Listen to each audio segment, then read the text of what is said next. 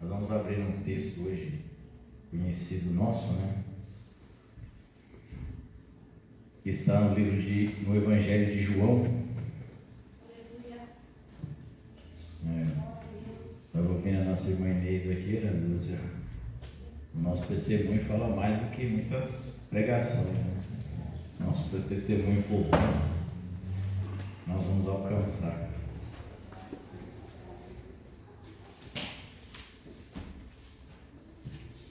Amém? João 1. Hoje nós vamos falar da salvação do advento, né? Advento e nascimento de Jesus. João 1, do 1 ao 14. Diz assim, ó: no princípio era o Verbo, e o Verbo estava com Deus, e o Verbo era Deus. Ele estava no princípio com Deus. Todas as coisas foram feitas por intermédio dele, e sem ele, nada do que foi feito se fez. A vida estava nele, e a vida era a luz dos homens. A luz resplandece nas trevas, e as trevas não prevalecerão contra ela. Houve um homem enviado por Deus, cujo nome era João. Este veio como testemunha, para que testificasse a respeito da luz, a fim de que todos vierem a crer por intermédio dele. Ele não era a luz, mas veio para que testificasse da luz, a saber, a verdadeira luz que... Ele não era a luz, mas veio para que testificasse da luz, a saber, a verdadeira luz que, vinda ao mundo, ilumina a todo homem. O Verbo estava no mundo, e o mundo foi feito por intermédio dele, mas o mundo não o conheceu. Veio para os que era seu, e os seus não o receberam. Mas a todos quantos o receberam, dele o poder de serem feitos filhos de Deus, a saber, os que creem no seu nome, os quais não nasceram do sangue, nem da vontade da carne, nem da vontade do homem, mas de Deus. E o Verbo se fez carne e habitou entre nós, cheio de graça e de verdade, e vimos a sua glória, a glória como do unigênito do Pai. Senhor, em nome de Jesus, nós te louvamos e te bendizemos. Obrigado, Deus, por essa oportunidade. Obrigado, Deus, por os irmãos que estão aqui, Senhor, por aqueles, ó Pai, que se dispuseram. Obrigado por aqueles, ó Pai, que estão ouvindo essa ministração ou que ouvirão em algum momento das suas vidas, ó Pai. Mas nós te agradecemos, ó Deus, que hoje nós vamos falar simplesmente do teu nascimento, da tua encarnação, do teu poder e da tua salvação que foi derramada a todos nós. Pai, se conosco, Senhor, tira todo eu, toda a vaidade, toda a arrogância, Senhor, e nos trata, Senhor, como servos, ó Pai, amigos, ó Deus, como foi ministrado aqui no domingo. Sermos amigos de Deus, ó Pai, porque assim nós poderemos glorificar e louvar o teu santo nome. Se conosco nessa noite, em nome de Jesus. Amém. Amém?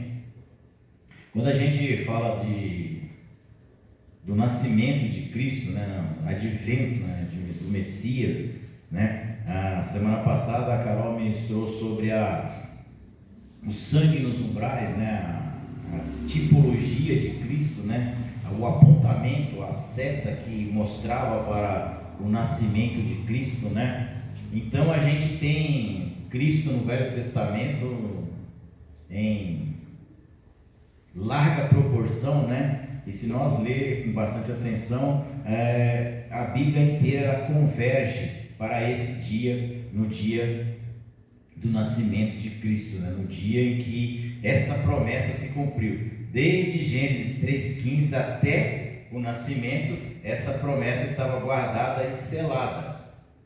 Então, quando a gente ouve muitas vezes, as pessoas perguntam para nós: por que existe fome no mundo? Por que existe esse barulho? Amém? Deixa aqui, brincadeira, né? Eu pensei que era trombeta, mas não é. Já tem paz, é só Então, por que existe?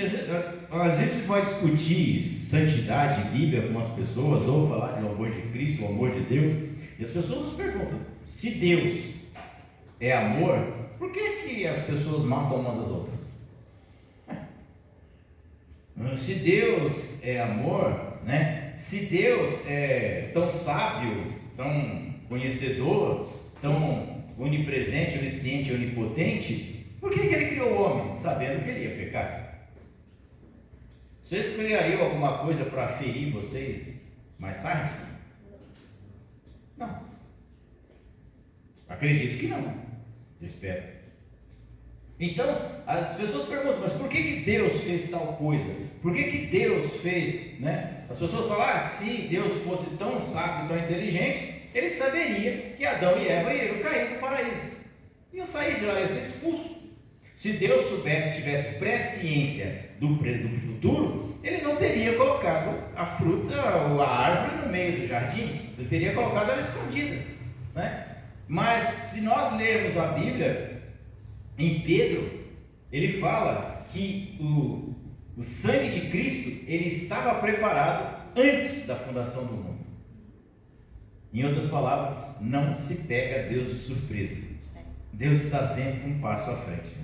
Não se preocupe, agora fica tranquilo, né? Então chega as pessoas: mas por quê? Por quê? Fala: não, gente, se a gente crê lá na Bíblia, né? A Bíblia diz que o sangue de Cristo, esse poder expiatório, já estava antes da fundação do mundo. Então ainda não existia ser humano, não existia mundo, não existia nada. O projeto de salvação de Deus já estava no papel, ou na Bíblia, ou na sua mão.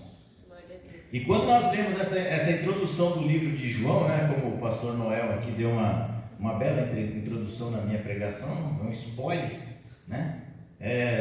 Mateus fala para os judeus, né? Ele cita a raiz de Jesus, ele cita os versículos bíblicos, né? Ele cita a lei, ele tenta provar para os judeus que Jesus era o Messias.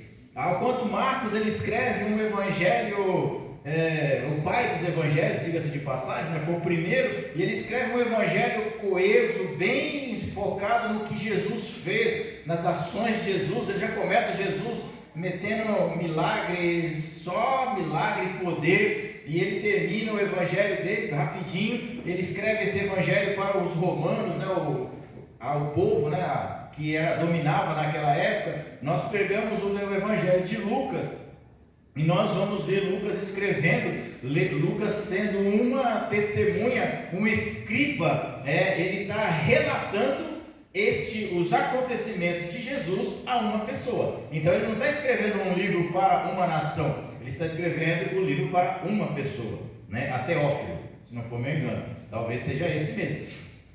E João, o nosso querido João, o apóstolo do amor, ele vai escrever o evangelho dividido em 7 capítulos, dividido por 3, que dá 21, 7 vezes 3, 21. Então ele vai descrever Jesus como o Cristo universal, como aquele que pode atingir tanto gregos, bárbaros, romanos, judeus e afins e mariporanenses, terra preta, e assim por aí afora vai. O que João começa a escrever no seu evangelho é uma coisa muito interessante. Ele já entra no seu evangelho dizendo assim: olha, no princípio. O que é o princípio? Gênesis 1:1. Ele está citando, ele começa lá na genealogia, antes de Abraão, antes de Isaac, antes de Jacó. Ele começa no cerne. Ele fala: no princípio era o verbo. Aqui o verbo, ele significa logos. Logos significa palavra. Então, logos é o verbo se fez e o verbo estava com Deus. Quando Deus fala, façamos o homem à nossa imagem e semelhança, Deus estava dialogando com o logos. E aí ele fala: façamos o homem à nossa imagem e semelhança. E João traz isso para os seus tempos, para mostrar a grandeza de Jesus Cristo. Ele diz: o verbo estava com Deus. E aí ele dá um outro passo um pouco mais importante, porque João vai ser o maior defensor de que Cristo nasceu de mulher, de que Cristo era 100% Deus, 100% carne. João, lá nas suas cartas, a primeira, segunda e terceira carta de João, ele vai guerrear contra aquele que ele diz: aquele que não acredita que Cristo veio em carne, este é anátema, ou maldito. ou amaldiçoar.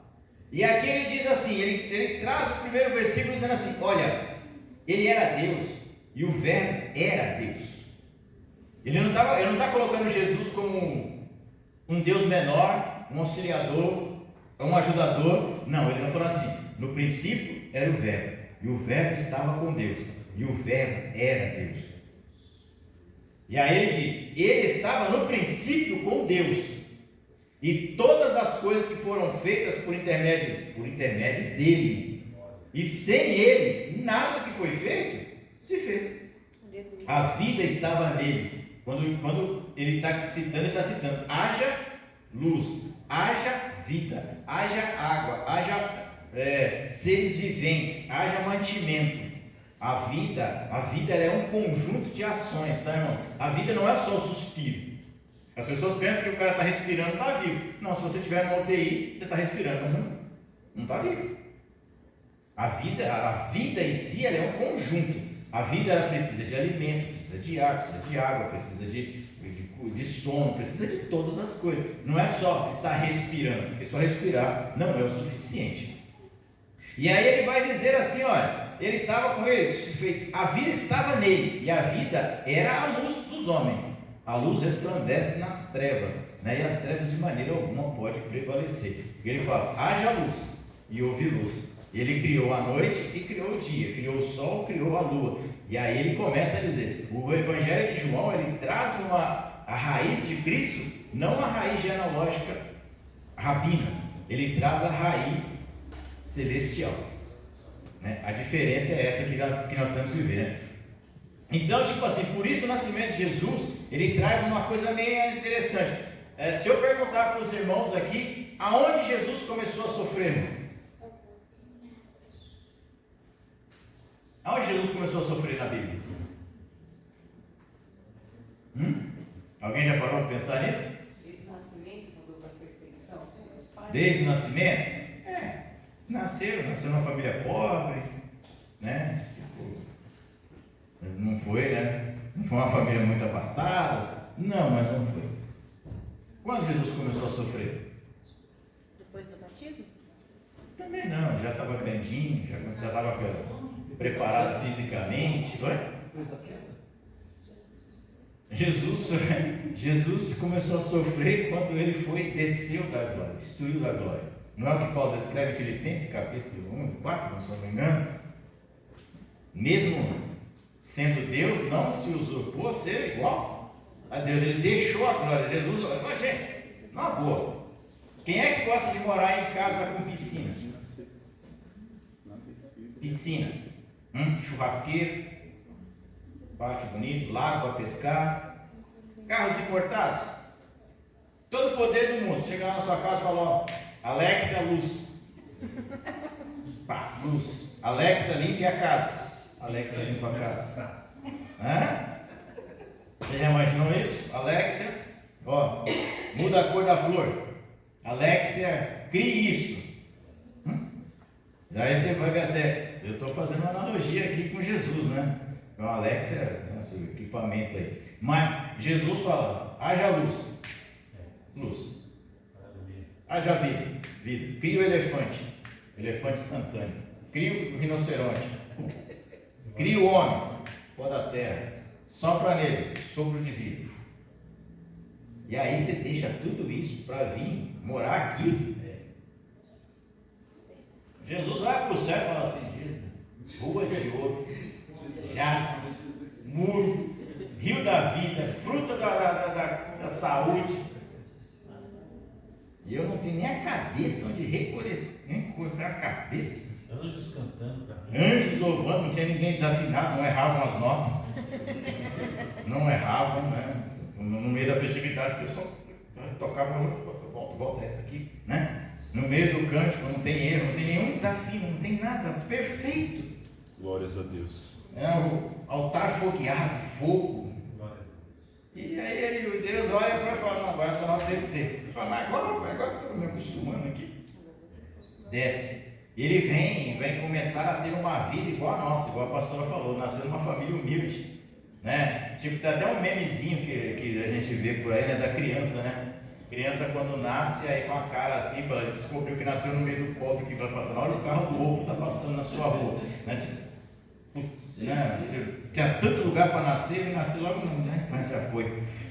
Então Jesus ele nasce ali ele tem o nascimento ali numa família humilde, mas o sofrimento de Jesus começou quando ele deixou a sua glória. Lá começou o sofrimento dele, porque se fosse por mim, irmãos, eu não sairia de jeito nenhum. Não, estou bem aqui, pai, deixa tranquilo. Estou bem, eu já não sei, mas eu aqui estou ótimo, né? Então, no Antigo Testamento, quando nós vamos ler o Antigo Testamento, nós vemos o anúncio, né, do Salvador, né? Em Lucas 24, 27. Vamos dar uma lida? Você está aqui em João, é só voltar 3 folhinhas para voltar em Lucas. E por um acaso, Lucas 24. O verso é o 27, que diz assim: e, começando por Moisés, discorrendo por todos os profetas, expunha-lhes ao seu respeito, e constava em todas as suas escrituras. Jesus, ele pegava a Torá, os profetas, ele dizia: olha, tudo isso aqui fala ao meu respeito. Um dia desse eu falei aqui para os irmãos, quando é que o ministério de Jesus começou. Quando ele pega o livro lá na Galileia, ele traz um rolo para ele vai lá, procura no livro onde está escrito: o Espírito do Senhor está sobre mim, me ungiu a pregar as boas novas, né? Isaías 61. Quando ele termina de ler o Isaías 61, ele fala: se cumpre hoje essa palavra. Meu Deus. Aleluia. Glórias a Deus. Aleluia. Oh, glória. O sacerdote olhou para ele: como assim, rapaz? Mas se cumpriu naquele dia. Então, no Antigo Testamento nós temos abundantes predições sobre a vinda do Messias no mundo, desde Gênesis 3,15, né, a Gênesis 12, de 1 a 3, como o Carol ministrou aqui sobre o cordeiro que estava preso pelo chifre, o sangue foi passado nos umbrais. Mas eu achei uma coisa interessante. Vocês sabem quantos salmos fala de Jesus na Bíblia? Salmos messiânicos? Isso é para você estudar e levar para casa. Depois você me fala quantos tem. É uma boa pergunta. Você pode, são coisas boas, né? Procura lá quantos salmos messiânicos tem na Bíblia. Eu não vou falar, vou deixar para vocês procuram e depois falar: achei, né? Você entra no Google lá, fica mais fácil, né? Hoje tem esse recurso, né? Antigamente não tinha. Como você fala, antigamente era só né? Então os salmistas, né, e outros, os profetas, e aí você encontra no livro de Isaías, né, vai falar do sofrimento e do nascimento. Em Isaías 9, do 11, vai falar lá, nascimento. E aí ele vai dizer assim de como seria o nascimento e como esse homem nasceria, de como esse homem viveria, né? Jesus foi uma coisa interessante. Jesus ele não foi só anunciado pelos profetas.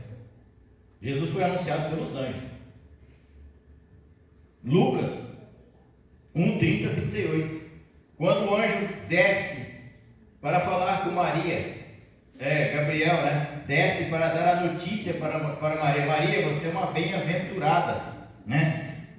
E ela fala: como assim?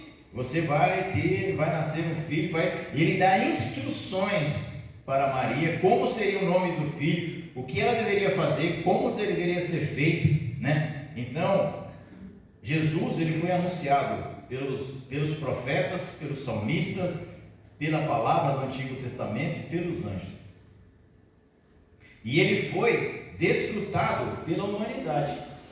Se você pegar o chá de bebê de Jesus, qual foi o chá de bebê de Jesus, irmãos?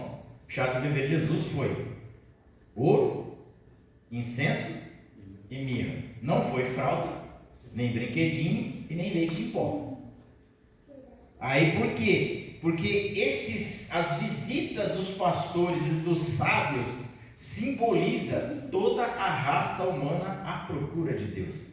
Porque esses homens eles falam: nós vimos a estrela, então nós vamos procurar esse que nasceu, nós vamos procurar esse que é o Salvador do mundo. Os pastores, quando eles ouvem o coral de anjos, e eles dizem: vai lá e vê, olha lá. E os pastores descem para ver um menino. Eles desceram num hotel 5 estrelas? Não. Eles desceram numa mansão na beira da praia? Não. Eles desceram num curral. Tipo, Jesus, ele nasceu em um curral. Ele olhou para um lado um cabrito, olhou para o outro um bode, olhou para o outro uma vaca, um cavalo, e ele estava lá no meio.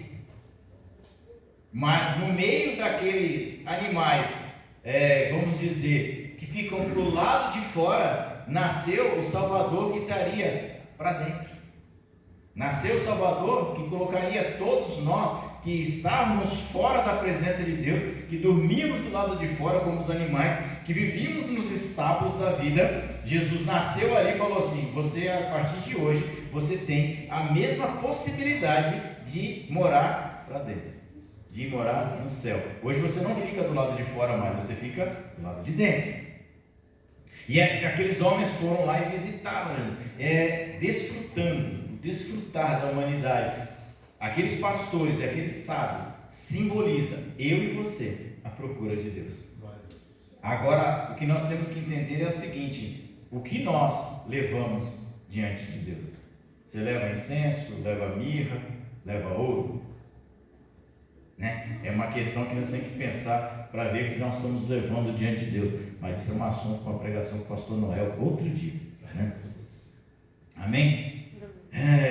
Quando a gente fala de encarnação, o que é encarnação? A gente vê muito, depois você está em encarnação do mal, né? Você é uma encarnação do capiroto, né? Mas na realidade encarnar é tomar forma, tomar posse, né? É se encarnar, se tornar humano, ou se tornar palpável, né? Ter dor, ter fraqueza. E a encarnação é uma coisa interessante que, tipo assim, algumas religiões do mundo dizem que você vai se reencarnar, né? Tipo assim, aí você morre um homem e nasce sei lá o que, morre um sei lá o que e nasce um homem. Eu acho interessante que geralmente essas teses, essas teorias, eu nunca vi alguém dizer que na outra vida era rei, rico, milionário. É sempre pobre, miserável. Jesus, não tem ninguém rico, pode isso aqui não. Só reencarna pobre, uma lesma. Não dá para reencarnar uma coisinha melhor não, sei lá, né? Dá uma ajudar aí, né? Então, a questão da reencarnação, quando a gente fala de Cristo, né? Quando o anjo Gabriel vai lá e fala para Maria, né, sobre o procedimento, o que aconteceria com ela, vamos abrir lá em Gálatas 4, Coríntios, Gálatas.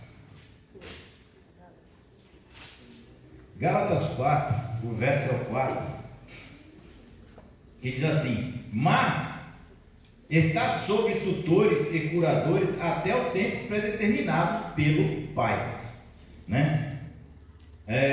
Paulo está dizendo aqui, irmãos, de Cristo, tá? Se você pegar o versículo 1, 2 e 3, está falando de Cristo, né? O nascido de mulher, o Filho de Deus, também era humano, nascido sobre a lei. Cristo nasceu, foi criado em conformidade com a lei. É isso que Paulo está dizendo aqui. Não é que Cristo desceu e apareceu do nada, não. Cristo, ele era encarnado, ele tinha dores. Cristo tinha dor? Sim. Cristo tinha fome? Sim. Tanto é que ele multiplicou pão e peixe, né? Cristo tinha medo? Sim. Tinha. Frio? Sede? E quem tem isso, mano? Quem é a pessoa que tem isso? Ser humano. Carne. Matéria, vamos dizer assim, matéria, né? Então, quando a gente fala assim, o anjo fala para Maria e disse: em teu ventre conceberás e darás à luz um filho, e lhe porás o nome de Jesus. Lucas 1,31. Jesus, o Deus bendito e Deus bendito eternamente. Romanos 9,5, né? Vamos ver um pouquinho de Bíblia. Romanos, voltamos lá em Coríntios, Romanos 9,5. Achamos aqui. Olha lá. Deles são os patriarcas. Deles quem? Dos judeus. Os patriarcas. E também deles descendem o Cristo, segundo a carne, a qual é sobre todos. Deus bendito para todos sempre. Amém. Então Paulo está falando, olha, deles são os patriarcas. Jacó, Moisés, Levi, e vai por aí afora. Mas aí ele fala, e deles e dos patriarcas, ele, que é pai de todos. Quando Jesus fala para aqueles homens, olha, e ele está pregando, ministrando, ele fala assim, você é maior do que o nosso pai Abraão? E Jesus fala para ele, rapaz, eu ensinei Abraão. Em outras palavras, tipo assim, quando Abraão nasceu, eu já estava lá fazia tempo. Tudo que Abraão fez foi eu que ajudei. Inclusive, o tudo. Até o filho de Isaac que nasceu, fui eu que dei uma forcinha. Então você está falando com alguém acima do nível. Não é um profeta comum, né? A encarnação ela é uma coisa meio difícil de a gente debater sobre isso, né? Porque as pessoas, como assim? Né? A Bíblia o grande é um mistério, né? Tipo assim, ó, 1 Timóteo, quando Paulo escreve para Timóteo, ele vai dizer isso aqui para ele. Grande é esse mistério. Colossenses, 1 Timóteo, o capítulo 3, verso 16, diz assim, evidentemente, grande é o mistério da piedade. Aquele que foi manifestado na carne, foi justificado em espírito, contemplado por anjos, pregado entre os gentios, crido no mundo, recebido em glória.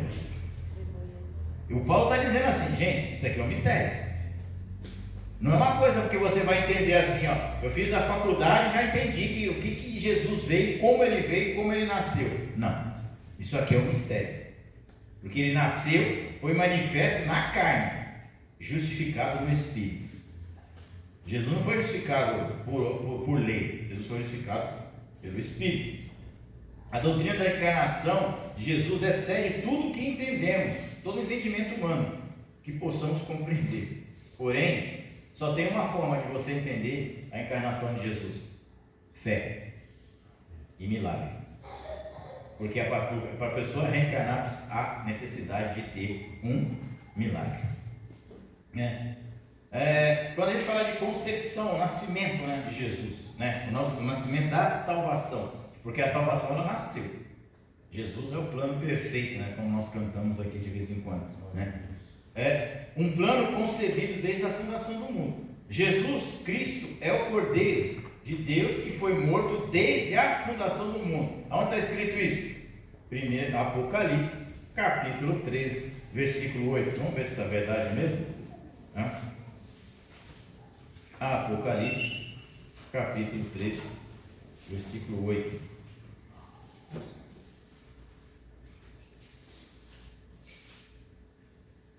Lá. 13, 8. E adorá-lo-ão todos que habitam sobre a terra, aqueles cujo nome não foram escritos. Desculpa, irmão. Adorá-lo-ão todos os que habitam sobre a terra, aqueles cujos nomes não foram escritos no livro da vida do Cordeiro, que foi morto desde a fundação do mundo. Se alguém tem ouvidos, ouça. Então o apóstolo João aqui está dizendo, vamos adorar ele, aquele que foi morto antes da fundação do mundo. Não é agora, ele não morreu faz 40 anos atrás, ele morreu faz muito tempo. Já tinha sentença, só foi executada naquela época, né? 1 Pedro 19:20 foi o versículo que eu falei para vocês, que o sangue de Jesus estava preparado antes da fundação do mundo, né? Assim como o Apocalipse. O nascimento de Jesus, se a gente falar aqui para nós, aqui é uma coisa meio que óbvia, né? Falar do nascimento de Jesus. Todo mundo sabe como Jesus nasceu. O anjo veio, falou para Maria ficou grávida, recebeu a luz e ficou grávida, né? E recebeu e ele ficou, era noiva, uma mulher na idade de casamento, uma menina, e elas foi para as montanhas de Efraim e tal, foi visitar a sua prima Isabel, e chegou lá, Jesus conversou com João Batista no ventre, tudo certo, tranquilo. Nós já sabemos disso, né, o seu nascimento, né? Mas só que ele é simbólico. Ele não é uma coisa, não é um nascimento comum. João 3,16 diz que ele amou muito de tal maneira que deu o seu único filho, para que todos aqueles que nele crescem não perecessem, mas tivessem a vida eterna. Jesus, quando ele nasce, né, e nós vamos tratar aqui do nascimento, nasceu longe de casa. Primeiro passo, Jesus nasceu longe de casa. Onde é a casa de Jesus? Lá em cima, ele nasceu aqui. Primeiro passo, quando Deus fala, meus pensamentos não são os vossos pensamentos. O meu caminho não é o seu caminho. Ele está dizendo, o meu pensamento é mais alto, a minha vontade é mais alta. Então, Jesus nasceu longe do caminho. Quando a gente canta aquele louvor 36 da harpa, 36, né, que diz que da linda pátria eu tenho saudade, é exatamente isso. Jesus nasceu longe da sua casa. Peregrinou por Belém, em acomodações, num ambiente inóspito, extremamente humilde. Se você ler lá em Lucas 1,7, né? Jesus, ele nasceu na manjedoura, perambulou por Belém, foi parar no Egito, porque a Bíblia diz que ele teria que ir para o Egito. As pessoas falam, mas por que o anjo falou para José, vá para o Egito? Porque a Bíblia diz que ele tinha que ir para o Egito. Simples assim o processo. É que nem algumas pessoas falam, Deus fala, faz, mas por que eu tenho que fazer? Você tem que fazer porque está escrito. A profecia é essa, do Egito subirá. E ele foi para lá e até que Herodes morreu, e aí ele falou, você pode voltar, né? Ambientes nossos extremamente humildes, para cumprir Filipenses 2,7, né? A gente olha para Filipenses 2,7 e a gente pensa assim, mas, né, eu sempre, às vezes eu fico lendo a Bíblia, eu me deparo com esses textos, eu falo, gente, a gente nunca para pensar no que Jesus abriu mão para cuidar de nós, né? Diz assim, antes a si mesmo se esvaziou, assumindo a forma de servo, tornando-se semelhança de homem. Então, a semelhança não é igual, tá? Cuidado. Tem relógio que é semelhante a Rolex, você comprou isso e lascou, que é falso. Não. Tem roupa de marca que é semelhante a Lacoste, mas foi feita ali na lojinha do... Então, semelhante não é igual, né? Parecido, né? De forma, tornando-se em semelhança de homem, reconhecido em figura humana, a si mesmo se humilhou, tornando-se obediente até a morte de cruz. Então, quando a gente fala assim do Salvador, a gente está trazendo essas coisas, a gente tem que entender que esse Salvador ele já nasceu com um roteiro pré-escrito. Ele não nasceu, ele não pode escrever o seu roteiro. Hoje a gente vê uns irmãos aí falando que quem escreve a nossa vida é Deus, né? E coloca Deus, onde o irmão colocou, onde o homem põe o ponto final, Deus coloca uma vírgula. Não sei onde eu ouvi esse negócio desse dia, acho que foi aqui pregando, alguém pregou aqui, falando sobre esse assunto. Mas é interessante que na vida de Jesus já tinha um ponto final. Na minha e na sua pode ter uma vírgula, mas na de Jesus, ponto. Acabou. O seu negócio é parado por aqui, né? Então a gente fala assim, o belo gesto de adoção, né, de doação, Jesus se doou a si mesmo, né? Não poderia haver maior entrega para mostrar a verdade. Deus é amor, 1 João 4,8. Quando João escreve Deus é amor, ele está falando da entrega de Jesus. Ele não está falando do Deus Jeová, Jireh, Jeová, ele está falando de Jesus. Deus é amor. Então João está falando assim, esse homem, ele se esvaziou, ele largou, ele deixou, se tornou igual a nós, fracos, combalidos, limitados, mas ele se abriu mão de tudo que ele tinha para se tornar parecido com nós, para nos resgatar da maldição da lei. Que se por um homem entrou o pecado no mundo, por um homem o pecado foi extinto. Né? Meu Deus, aleluia. Qual foi o roteiro divino? Se Jesus já tinha um ponto final escrito, né? Existe a teoria aí dos irmãos aí que acham que uma vez salvo, salvo para sempre, o outro diz que não é, enfim, né? Bom, eu quero chegar no céu, tá, irmãos? Se é salvo para sempre, sem salvo, sei que o negócio é chegar no céu, né? E aí ele diz, né, que qual foi o roteiro, né? O roteiro divino da vida. Desde a fundação do mundo, Jesus foi o Salvador. E a partir do seu nascimento, essa realidade foi confirmada.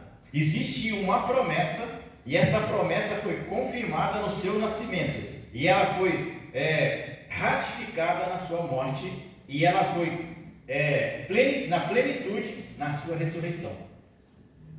Então, tipo assim, ele tinha uma promessa, ela se cumpriu quando ele nasceu. Quando ele morreu, ela fica, vamos dizer assim, na metade do caminho, mas quando ele ressuscita, essa promessa entra em plenitude. Então Jesus ressuscitou, então não há mais poder da morte sobre aquele que está em Cristo Jesus. Então, e aí ele fala, ele foi concebido, o roteiro de Jesus foi o seguinte, é simples, irmãos, ele foi concebido de uma virgem, né? Isso aí só quem crê é milagre, né? Gerado pelo Espírito Santo, Lucas 1,35, filho de Maria, cresceu numa família. O importante de Jesus, que eu gostaria aqui de compartilhar com os irmãos, qual é a importância da família na vida de Jesus? Lembrando que ele era Deus, conhecia o bem e o mal, sabia de todas as coisas. Qual é a importância de Jesus, da família na vida de Jesus? Cuidado, né? Proteção. Era um menino. Jesus conseguia correr se ele estivesse sozinho com Herodes? Teria morrido. Pronto. Uma dessas crianças aqui consegue correr mais do que um adulto? Não. Elas sabem o que elas estão fazendo? Não. Em alguns casos, não. Jesus não nasceu. Tá? Você já imaginou? Quando Jesus está no templo e os seus pais o esquecem, né? Isso não acontece hoje, mas naquele tempo acontecia. Jesus esqueceu seu filho, Maria e João esqueceu o menino lá dentro da igreja. Não acontece hoje, mas naquele tempo, por exemplo, porque tinha muita gente, muitos filhos, né, e tal, não era o caso também. E aí ele vai, a mãe dele chega lá depois de 3 dias, né? Peraí, está faltando alguém aqui. Mas 3 dias, 3 dias. Está faltando alguém. Ô José, vai ver se ele está com os primos. Aí bateu o desespero. Nós vamos fazer o outro caminho de volta. E chega lá, ele está onde? Está no templo, ensinando os doutores, ministrando, falando com eles. E aí a mãe dele fala: agora eu vou trazer para o nosso diálogo, né? Ô menino, o que você está fazendo aqui? Se for de Deus, né? Se for de outro, sua peste. Já você fez andar quase 3 dias a pé voltando. Você imagina andar 3 dias a pé para achar esse menino. Se fosse eu e você, o ódio, a vontade de estrangular, estaria na ponta dos dedos, né? Uns 3 dias andando a pé naquele deserto, naquele calor. E aí ele volta e encontra o menino lá no templo, disputando com os doutores da lei. E ele fala: não, eu estou no lugar certo. Meu lugar é esse aqui. É que você não entendeu ainda. Mas você vai entender um dia, Maria. Fica tranquilo, fica na bênção. Ele bateu boca com Maria, ficou a birrinha, fez biquinho, se rolou no supermercado porque não ganhou chocolate? Não. E a Bíblia diz que em tudo ele obedeceu. Então, Jesus, a importância da família, né, como foi falado aqui, a proteção, Jesus nunca desmereceu a família. Jesus, uma vez, as pessoas falam para ele: ora, mestre, a sua família está aí fora. E aí ele fala, ele dá uma resposta meio atravessada para a pessoa e fala: a minha família são esses que escutam a minha palavra. Por que ele falou isso, irmão? Tem que ter um motivo.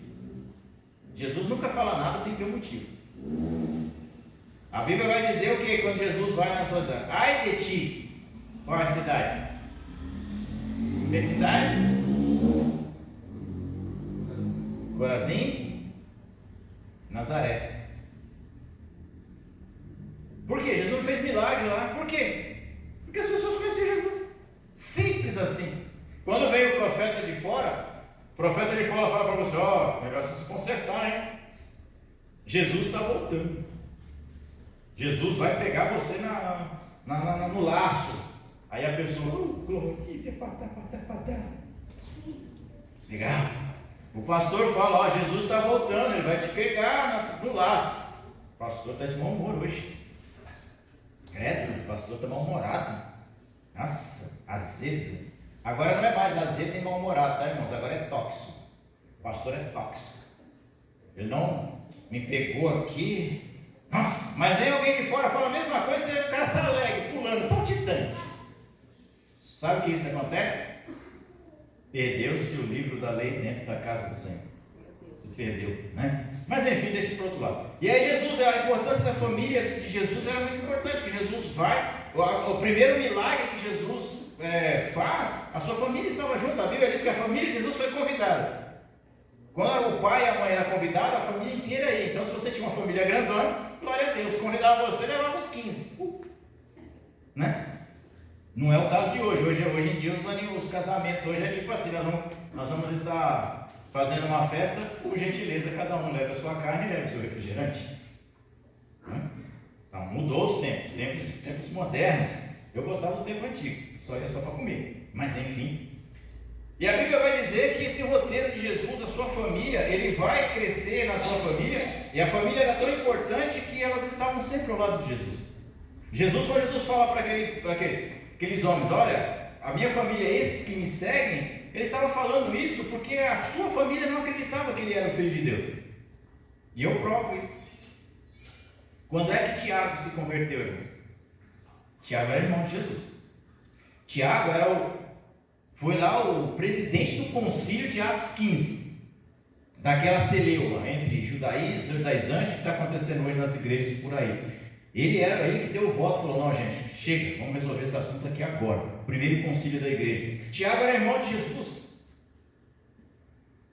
E ele só acreditou em Jesus, só foi crer em Jesus quando Jesus morreu. Por isso que ele fala, a minha família é os que creem em mim. Ele descartou eles? Não, Tiago foi um grande apóstolo. Mas naquele momento, a família de Jesus era aqueles que ouvem a voz de Jesus. Aí você cai mais uma vez por terra aquela que é, Deus, todo mundo é filho de Deus. Eu tenho uma péssima notícia para te dar, aquele que crê. Quem não crê não é, né? A importância da família, né? Jesus sempre deu muita importância à família, cuidar, né? Vai, né? Honra teu pai e a tua mãe, cuida deles, né? O ministério terreno de Jesus seria mais abrangente, né? Do que qualquer outro profeta que veio antes dele. Tanto é mais abrangente que nós estamos falando dele hoje. Há 3.000 anos atrás, 4.000 anos, nós estamos falando dele. Então Jesus, ele dividiu. O roteiro de Jesus, ele dividiu a história da humanidade antes de Jesus e pós-Jesus. Nada muito significativo, mas muda alguma coisa, né? Então, o reino de Deus já havia chegado à terra. Quando Jesus se aproxima, o roteiro de Jesus, né? Lucas 10, nós vamos ler o versículo 9 e 11. Achei. Diz assim, olha para que Jesus veio. Curai os enfermos que nela houver, anunciai-lhes a vós outros, está próximo o reino de Deus. Quando, porém, entrardes numa cidade e não vos receber, sai pelas ruas e clamai. Isso foi para isso que Jesus veio. O ministério de Jesus começou aqui na missão dos 70, né, para ir pregar o Evangelho e fazer a palavra de Deus fluir. A palavra de Deus alcançar o maior número de vidas possíveis. E este tem sido a incumbência da igreja até os dias de hoje, né? Quando João fala o verbo se fez carne e habitou entre nós, ele está dizendo que a palavra de Deus se fez carne e habitou entre nós, né? Nós já lemos aqui, né? A Bíblia afirma reiteradas vezes que o Filho de Deus se tornou carne. Por que tem sempre que bater nessa tecla? Porque tem sempre alguém dizendo que Jesus era Deus. Logo ele sabia todas as coisas, não podia sentir dor. Podia levar chicotada, podia ter seus órgãos expostos, que não sentiria dor, porque ele era Deus, Deus não sente dor, né? E a Bíblia vai reparar, né? Eu tenho aqui pelo menos uns 3 textos para você. 1 Timóteo 3,16, 1 João 2,4, 2 João, versículo 7. Né? Vamos ver aqui, vai dar tempo. Quando Jesus fala que Jesus era uma pessoa que estava em plena carne, né? Em pleno Deus, plena carne, ele está dizendo assim, que Jesus usava suas funções psíquicas, né? Então, quando o apóstolo Paulo escreveu, e Jesus realizou a reconciliação do corpo da sua carne, Colossenses 1, 21 e 22. Isso é, quando fez a carne, quando se fez carne, habitou entre os homens. As atitudes e as funções psíquicas é quando você tem emoções. Qual foi a parte que Jesus mostrou a sua maior tristeza na Bíblia? É uma função psíquica assim que todo mundo fala, todo homem tem. Está no capítulo 11 de João. Morte de Lázaro. O que aconteceu lá? Jesus chegou, olhou lá, viu as capireiras lá, chorando. Jesus viu a comoção do povo. Chegou e Jesus chorou. Ele falou, é meu amigo, pô, só chorou. E aí você fala, mas como chorou? Jesus chorou, ele estava ali mostrando para a pessoa exatamente como ele tinha o homem. Ele era homem, ele tinha sentimentos, ele tinha pesares. Quando ele olha para Jerusalém, ele diz, Jerusalém, Jerusalém, quantas vezes eu quis te ajuntar como uma galinha junto os pintainhos debaixo de suas asas, e você se recusou. Decepção. Quando ele bate lá nos cidadãos que estavam com as suas mesas, isso aí é o que, irmãos? Emoção humana. A minha casa do meu pai está sendo feita covil de salteadores, de ladrões. A casa do meu pai será chamada casa de oração. Ele vai lá, quebra as bancas, fica bravo lá. Por quê? Emoção. Estava nervoso porque as pessoas estavam fazendo algo que não deveria ser feito naquele lugar. Então, são emoções psíquicas, né? Do homem comum, entre aspas, né? Que o homem tem, né? Habitou entre os homens, assume a humanidade juntamente com as suas fragilidades. Porque seria fácil, irmãos, Jesus vir e salvar as pessoas, e o diabo teria um grande argumento para acusar. Você não sabe o que é ser humano.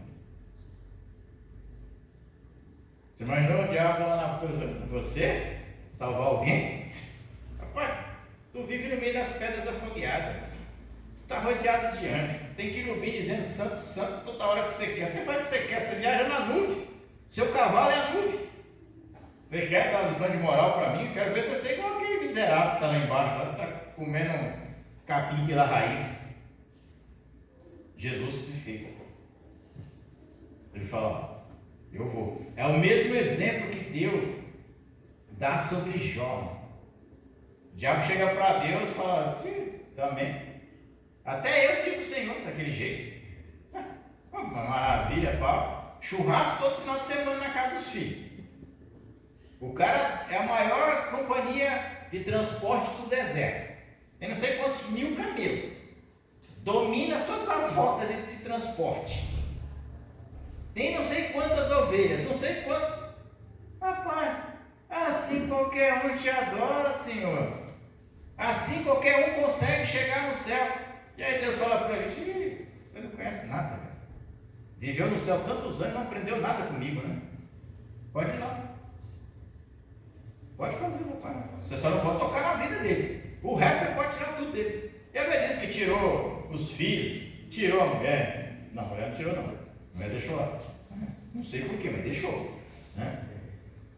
Talvez para testar ele um pouco mais. Né? Morre, miserável. Paga esse Deus aí, morre, né? Sei lá. Mas aí a Bíblia diz que o diabo foi lá, fez tudo isso. E Jó já falou assim: nu eu vim do ventre da minha mãe, nu eu voltarei. Bendito seja o Senhor. Aí depois ele vai lá para frente e diz: Deus tomou. Bendito seja o Senhor. Aí lá no final, antes eu te conhecia, Senhor, eu te ouvi falar, agora eu sei contigo andar. Bendito seja o Senhor. Satanás olhou para Jó e falou: miserável. Foi embora. Aí Jó ora pelos seus amigos e Deus restitui em Jó 7 vezes mais do que ele tinha. Isso significa que é o seguinte: Satanás falou para Deus, para adorar você, para ir para o céu, se o cara tiver tudo, ele vai. Para redimir alguém, você tem que ser igual a ele, você tem que sentir as mesmas dores que ele, as mesmas fraquezas, as mesmas limitações, porém você não pode pecar. Aí Jesus fala: é comigo, deixa que eu resolvo. Eu vou passar fome, vou passar frio, vou passar num barco, vou passar humilhação, vou ser cuspido, vou ser espancado, vou ser humilhado, vou ser privado da oração, vou ser privado de todas as coisas que eu gosto, mas eu não vou abrir minha boca. Aí cumpre-se Isaías: foi ao matadouro como ovelha muda, sem abrir a sua boca. Jesus só abriu a boca quando foi perguntado: você é o Filho de Deus? Tu disse. E o resto, depois ele fala lá para ele teu filho, mulher. Não tem? Então, o Satanás teria um álibi muito grande. Você nunca passou pelas fraquezas do homem, então você não pode salvá-lo. Jesus passou pelas nossas fraquezas, conseguiu vencer todas elas, e por isso ele tem a autoridade para nos salvar.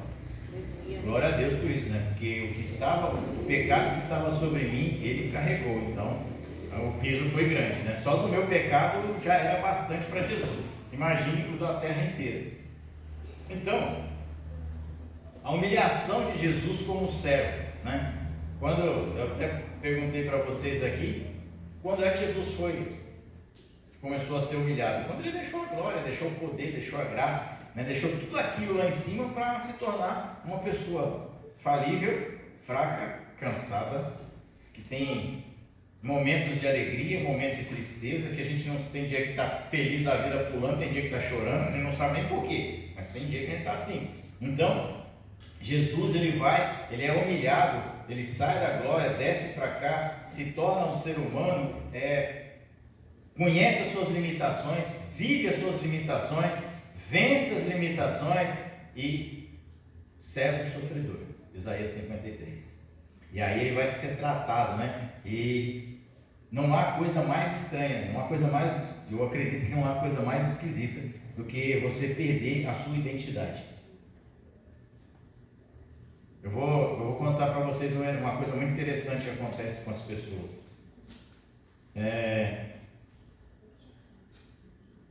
Quando uma pessoa se afasta de Cristo, você já viu alguém que se afastou de Cristo? Assim, tipo assim, o cara meteu o pé, né? Não. Eu não quero nunca mais ouvir falar de Cristo. Quero saber de Cristo. Qual é a primeira coisa que ele faz? Alguém já parou para analisar isso? É que eu sou meio curioso, fico olhando a vida dos outros, tá, irmãos? Faz parte. A primeira coisa que ele faz é ele perder a identidade de cristão. Se ele andava com certo tipo de vestimenta, ele não anda mais. Se ele andava em certos lugares, ele não anda mais.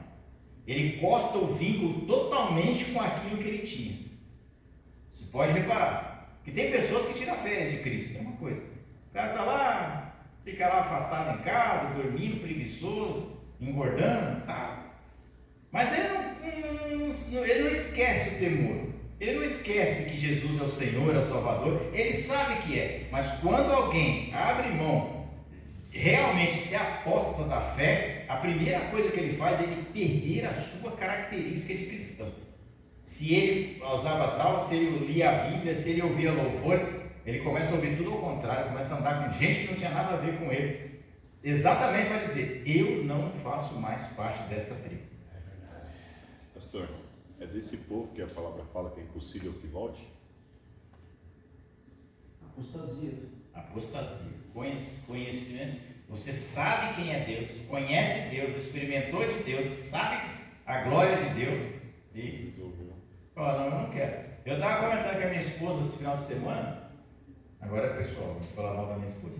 É, brincadeira, tá? Eu estava conversando com a minha esposa sobre hipótese do perde-ganha. Porque na Bíblia existe, no mundo corporativo existe o ideal, né? O ideal não é, você tem o perde-perde, perde-ganha, ganha-ganha.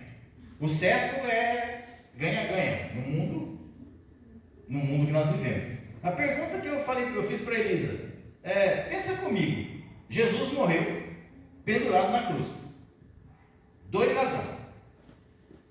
Qual é a sentença dos 3? Morte.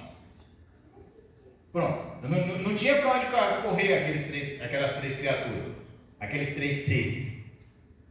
A pergunta é: por que o da esquerda não quis?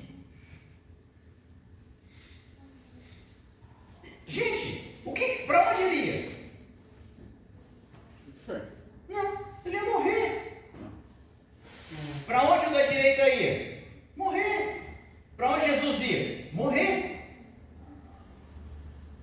Ele rejeitou a opção que, tipo assim, ele falou, ele era tão egoísta, aquele cara cidadão era tão egoísta, tão presunçoso, tão problemático, que ele, além de não querer Jesus, ele fala: se você fosse Deus, você tirava nós daqui. Ele estava preocupado, cara, com aquele momento dele ali, ele sabia que ele ia morrer. E ao outro não, falou: Senhor, eu sei que. Aí ele falou para o outro, repreende, né? Nós já lemos a história.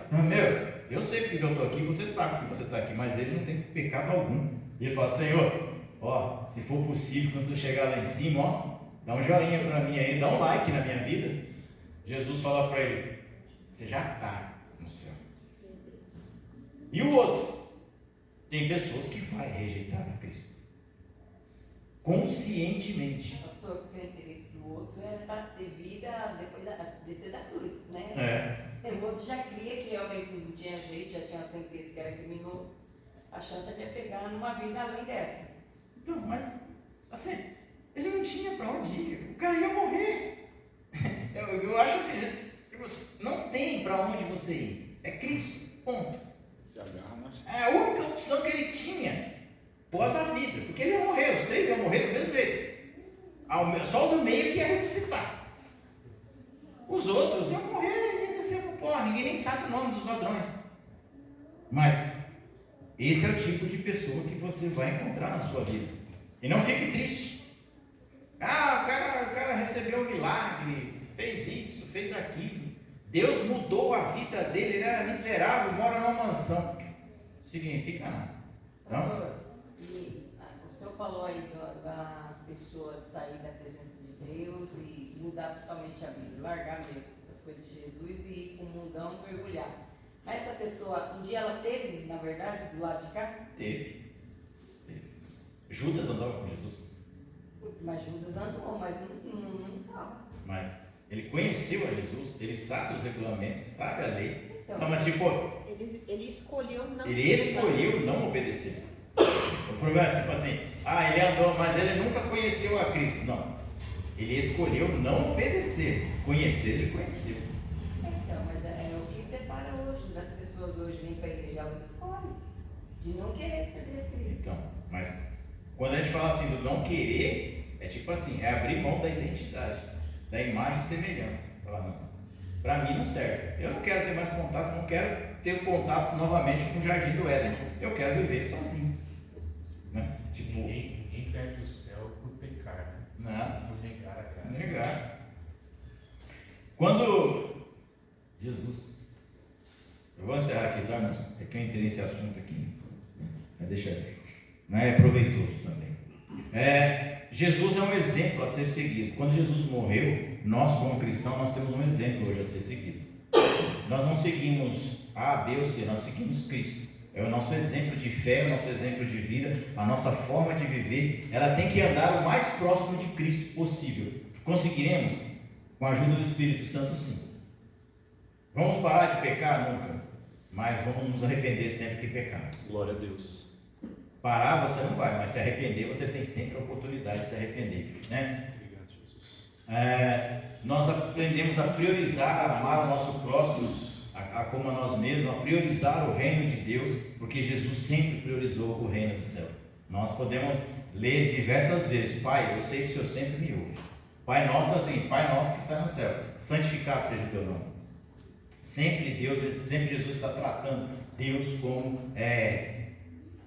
a excelência suprema, né? E para a gente encerrar, ao encarnar Cristo se tornou o mestre perfeito. A vida de Jesus nos permitiu perceber como Deus pensa e, por conseguinte, como devemos pensar. O homem perfeito, Jesus o é, modelo da qual devemos tornar-nos. Ele nos mostrou como viver e nos dá poder para trilhar este caminho da perfeição. 1 Pedro 2,21. O sacrifício perfeito. Jesus foi sacrificado por todas as iniquidades do ser humano. Sua morte satisfaz as condições de Deus para a remoção de pecado. Se Jesus morreu uma vez só por todos os nossos pecados, porque lá no Velho Testamento todo pecado tinha um animal. Jesus morreu só por acabou. Não precisa cordeiro para um, boi para outro, pombinho para outro, não. Morreu um só e já está resolvido o problema. Então, meus irmãos, a encarnação de Deus, a obra da salvação de Cristo, a obra de salvação da igreja, ela se contempla no advento do Messias, no nascimento do nosso Senhor e Salvador. Amém? Vamos colocar de pé, desculpa aí os 2 minutos. Pastor, só uma pergunta. Quando o senhor falou quando que Jesus começou a sofrer, que eu falei desde o nascimento, não é uma questão de pobreza, porque senão nós seríamos tudo sofredor, não é mesmo? Nós somos pobres. Mas eu pensei logo que ali quando começou a perseguição de Herodes matando as crianças. Sim. Mas aí então o sofrimento de Jesus começou lá desde o princípio, ele fala que Antes foi da morto fundação. desde a fundação. Antes da fundação. Antes da fundação, então lá já tinha uma sentença. Já Ele tinha. saberia que ele tornaria forma de homem aqui. Jesus sabia que ia morrer. Ciente, era presente, era potente. Era o mesmo Deus. O ponto final de Jesus já estava determinado. Tipo assim, a história de Jesus já estava escrita. Você vai nascer, viver 33 anos e vai morrer. Isso aqui é sofrimento, hein? Imagina. Milhares de anos sabendo que o negócio vai ficar doido na cruz. Você imagina, tipo, existe a promessa de Gênesis 3,15, né, que diz que a Eva não queria mais engravidar, com medo de nascer uma menina. Tanto é que quando ele começa a chegar próximo, ele fala, está chegando a minha hora. Deus meu, porque me desamparasse. Né? E lá no Gênesis 3,15, quando nasceu Abel, quando nasceu o outro filho, né, o que Eva canta? Bendito seja o Senhor que me deu um varão, porque se fosse menina, poderia ser na visão dela, estava para muitos anos à frente ainda. Amém? Amanhã tem intercessão? Tá aqui. A Iraci mandou mensagem para não vir hoje, mas que amanhã ela queria da intercessão. Tá bom. Sexta-feira, culto com as irmãs. Sábado. O culto na clínica mudou de quarta para quinta. Para quem quiser participar. O sábado tem culto normal, domingo também. O mês já está. Sábado. Acho que é culto dos varões sábado. E o ano já está acabando, tá, irmão? Só para informar, já foi 7 meses. Só para informar para vocês aí, tá? Tipo, é boa. É importante que Jesus está mais perto hoje. Vamos orar? Senhor, em nome